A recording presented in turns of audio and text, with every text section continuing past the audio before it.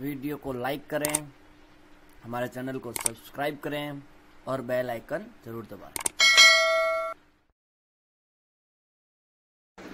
सभी को जय श्री राम, जय माता जी की। स्वागत है आप सभी का हमारे इस YouTube चैनल में। अगर आप हमारे चैनल पर नए हैं तो प्लीज़ हमारे चैनल को सब्सक्राइब कीजिए। आज हम बात कर रहे हैं अकलेश्वर महादेव मंदिर की। आप सभी जानते हैं, इससे पहले आकड़ेश्वर महादेव मंदिर के नाम से जाना जाता था। यह उसका निज मंदिर है जहां पर आंकड़ा लगा हुआ था, जो अभी सूख गया है। पूर्व में इसी की पूजा होती थी, उसके बाद पास में मंदिर बनाया गया।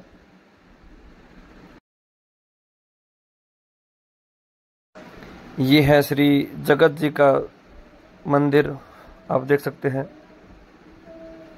इसी के पास ही भव्य मंदिर बनाया गया है।